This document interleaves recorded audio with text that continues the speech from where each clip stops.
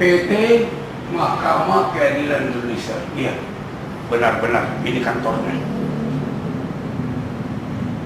Oke. Mudah-mudahan Pak Panda ada di atas, saya naik aja deh.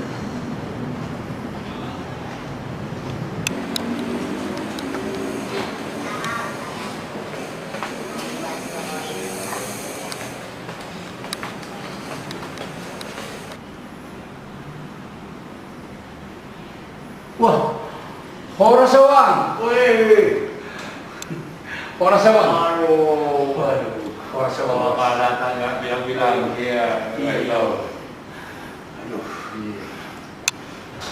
salam sehat ya Bang ya, iya, oke, ya, yuk, ya, oke Bang, saya duduk ya. Kalau boleh kita lebih jarak. Oh, jaga jarak gitu Bang. Jaga jarak. Oh iya, siap Bang, siap. 1-2 meter lagi. Siap Bang, siap. Lagi dikit lagi. Oh, siap Bang, siap. Baru kita bisa buka masker. Oh, siap Bang, siap. Oke. Iya, Luar biasa. Iya. Terima kasih Bang. Protokol kesehatan. Protokol kesehatan. Iya. Halo Indonesia, khususnya bangsa Batak dimanapun berada. Saya saat ini sedang bersama Bapak Panda Nababan, pemimpin redaksi majalah Keadilan. Kebetulan saya saat ini bersama beliau ada di kantor majalah Keadilan. Ya, yang mana keberadaan saya di sini untuk melepas rindu sekaligus berbincang-bincang santai. Yang mana kemarin tanggal 13 Februari beliau ini berulang tahun. Jadi saya datang sengaja untuk mengucapkan selamat ulang tahun. Oke. Saya coba untuk menyapa beliau. Horas Bang. Horas. Bang, sehat Bang? Sehat. Oke, puji Tuhan, haleluya. Bang, saya datang ke sini untuk melepas rindu Bang, sekaligus untuk berbincang-bincang santai dengan Abang, sekaligus untuk mengucapkan selamat ulang tahun untuk Abang, ulang tahun yang ke-77 Bang ya? Iya. Oke, harapan saya ke depan Abang semakin sehat, semakin ya energik lah, walaupun sudah umur 77 ya. Yang penting Abang sehat-sehat selalu, Tuhan Yesus memberkati. Oh iya Bang, saya mau bertanya ini Bang ke Abang, bagaimana pendapat Abang atau pandangan Abang tentang pandemi ini dalam setahun ini Bang? Pandemi ini terus terang banyak memberikan pelajaran kepada kita. Dan kalau kita bijaksana, kita bisa menarik banyak pelajaran dari pandemi ini. Apa itu pelajarannya?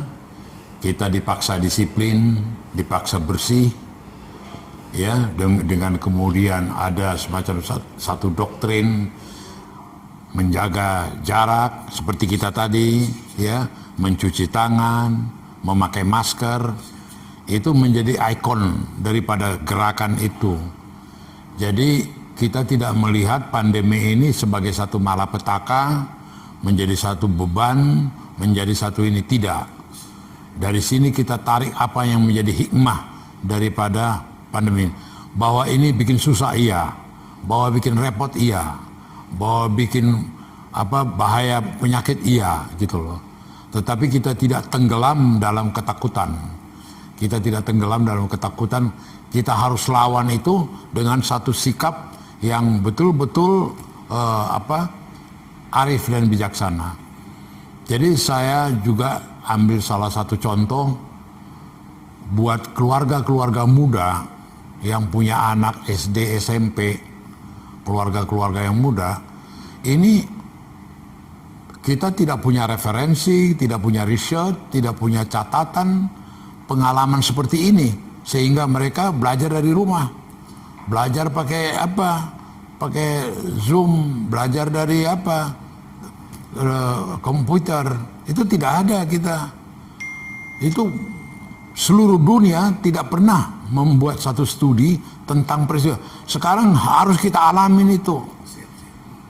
Guru-guru dipaksa harus bijaksana, orang tua dipaksa untuk bisa bagaimana mendampingi anak-anaknya.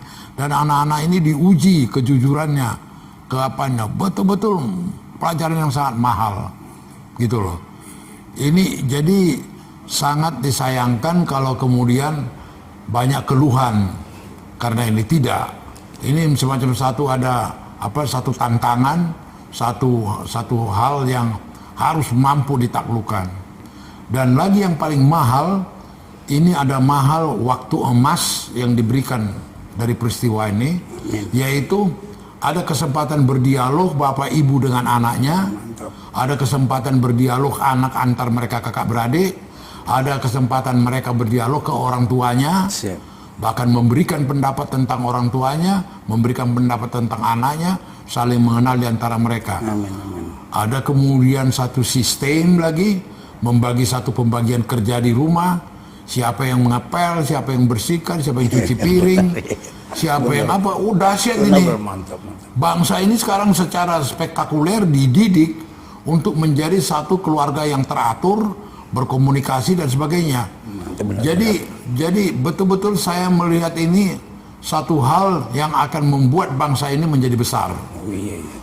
Membuat bangsa ini akan berhasil menghadapi tantangan-tantangan seberat apapun ke depan. Itu. Iya. Wah, halo saudara-saudaraku, sahabat-sahabatku, dimanapun berada.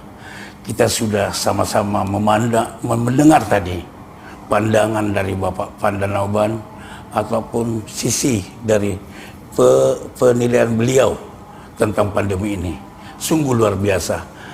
Pandemik yang setahun ini bukanlah jadi malapetaka. Kita buatlah ini jadi sebagai pembelajaran yang baik.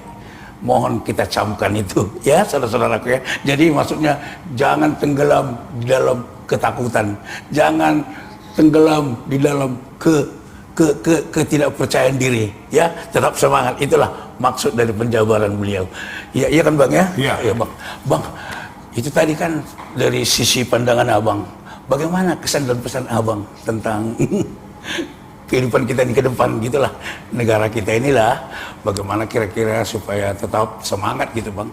Saya lihat ya bahwa dalam hal ini pemerintah Jokowi ini betul-betul bekerja serius, menaruh perhatian yang begitu besar kepada rakyatnya, memprioritaskan keselamatan rakyatnya, ya, dengan segala macam berbagai upaya termasuk vaksinisasi, ya. Jadi kita tidak ada kekhawatiran gitu loh. Tidak ada. Artinya kita khawatir kalau pemerintah ini amburadul. Kita khawatir kalau pemerintah ini tak peduli. Pejabat-jabatnya tak mikirin rakyat. Tapi sekarang Jokowi memaksa para pemimpin siapapun itu untuk memikirkan rakyat. Dan dia tunjukkan contoh. Gitu loh. Dan dia tunjukkan contoh. Jadi kita menghadapi ke depan, kembali yang saya katakan tadi, kita tidak punya kekhawatiran.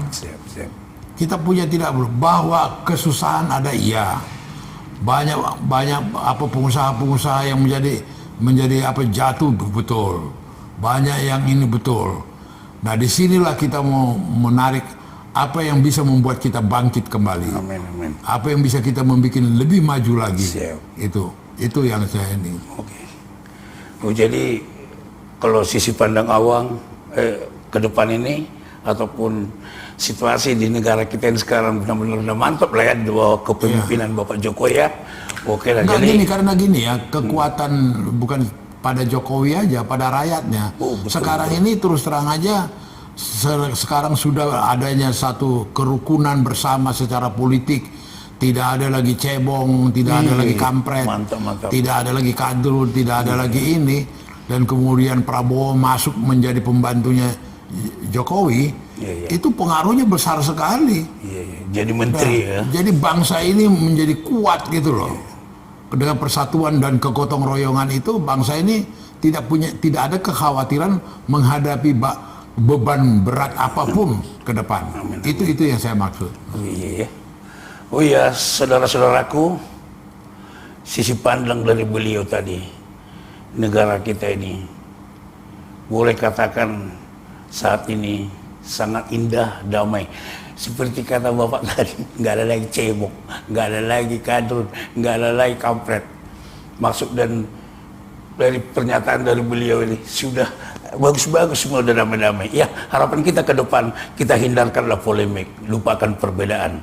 Marilah kita bersatu, satu pikiran, satu hati, satu langkah untuk menuju Indonesia maju. Ya kan Bang? Iya. Oke. Jadi pesan Abang yang terakhir ini Bang, mengenai prokes gimana nih Bang? Protokol kesehatan gimana? Ya, protokol kesehatan terus terang aja kita betul-betul penuhilah. Oh amin amin. Dengan kita disiplin memakai masker, Siap, benar-benar. kita juga menyelamatkan orang lain. Iya, iya. Dengan kita mencuci tangan, kita melakukan kebersihan, dengan mengambil jarak, kita juga melindungi orang lain. Itu yang saya bilang tadi ikonnya, Iya, iya. yaitu dan kemudian ini menjadi jangkarnya. Dari sini kemudian tinggal tindakan-tindakan yang secara teratur dan disiplin. Siap, siap. Itu bangsa ini kembali saya katakan tadi dididik, dipaksa Siap. untuk menjadi satu bangsa yang disiplin, teratur, bersih. Halo saudara-saudaraku, sahabat-sahabatku dimanapun berada. Demikianlah tadi apa namanya itu, penjabaran atau pernyataan dari Pak Panda. Sungguh sangat berarti. Banyak beliau utarakan tadi bahwasanya pandemi ini bukan jadi malapetaka dan malah untuk memperbaiki kehidupan kita di dalam bermasyarakat, di dalam berkeluarga dan sebagainya. Oh iya, ini satu perlu saya sampaikan kepada semua saudara-saudaraku. Beliau ini sudah lama saya kenal dan ada moto beliau ini 3 yang tidak dapat saya lupakan. Saat ini perlu saya utarakan ya, biar semua saudara-saudaraku perlu dengar dan tahu. Moto beliau ini ada 3. 1, jujur. 2, peduli. Dan 3, cerdas. Jujur saya katakan, sebelum saya dengar ini, saya pelajari arti ketiga moto ini. Najugallau. Apa katanya?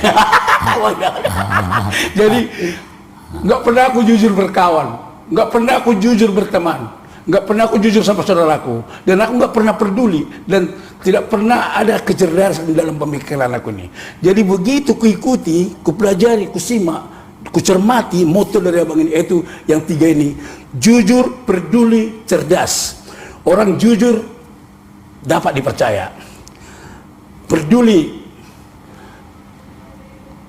dicintai orang. Ketiga, cerdas. Manusia yang cerdas pasti pemenang. Tahu nggak maksudnya jujur itu? Jujur itu ya jujur sama diri sendiri, jujur sama istri, jujur sama keluarga, jujur berteman, jujur bersaudara, jujur di dalam pekerjaan apapun itu. Kedua, peduli sama diri sendiri, peduli sama istri, peduli sama saudara, ya kan Bang? Ya. Peduli sama saudara-saudara, peduli sama teman-teman dimanapun berada, dan yang paling yang utamanya peduli sama negara sendiri. Itulah inti dari 3 moto abang ini. 1, cerdas. Orang yang cerdas, sesulit apapun masalah yang kita hadapi, kita harus cerdas untuk mengatasi semua ini. Kita harus kuat, kita harus benar-benar tabah. Arti kata, setiap kesulitan yang kita hadapi, kita harus benar-benar kuat menghadapinya dan berani untuk menghadapinya. Setiap artinya yang bisa melewati kesulitan pasti pemenang. Itulah namanya cerdas, ya kan Bang? Yeah. Ini Bapak, ini tuh 3 moto itu: jujur, peduli, dan cerdas. Saya sangat berterima kasih kepada Bapak Panda. Jadi udah terjawab lah. Sudah. Apa katanya? Apa bilang? Benar. Udah terjawab. Benar. Moto yang 3 ini Bang, jujur Iya, saya iya. katakan benar-benar sangat saya pelajari itu, saya resapi dan kucermati dengan sedalam-dalamnya selama 15 tahun ini. Aku ingat itu dan aku jalankan Bang. Iya. Iya. Jadi seperti tadi Bapak Panda bilang, ingat prokes. Kita patuhi prokes, protokol kesehatan. Memakai apa Bang? Apa? Prokes, Menjaga jarak, mencuci tangan, dan memakai masker. Kita ingatlah itu. Ya, oke. Sebelum saya akhiri perbincangan saya dengan Bapak Panda Nababan, saya mau mengucapkan dulu sebuah pantun kepada beliau. Yang mana beliau kan ulang tahun tuh, ya, yang ke-77. Semoga beliau tetap segar dan sehat. Bang, sebelum kita tutup, perbincangan kita ini. Saya mengucapkan selamat ulang tahun yang ke-77 kepada Abang ya. Terima kasih. Ya. Oke. Makan bubur di Pasar Tambun. Minum jus di Mall Bekasi. Panjang umur untuk abangku yang ulang tahun. Tuhan Yesus memberkati. Wow, Oke. ya. Oke. Akhir dari perbincangan kami mengucapkan, saya Edison Suboya Saya Panda Nababan mengucapkan salam sehat, salam kasih, salam damai. Horas. Pakai masker lagi. Pakai masker.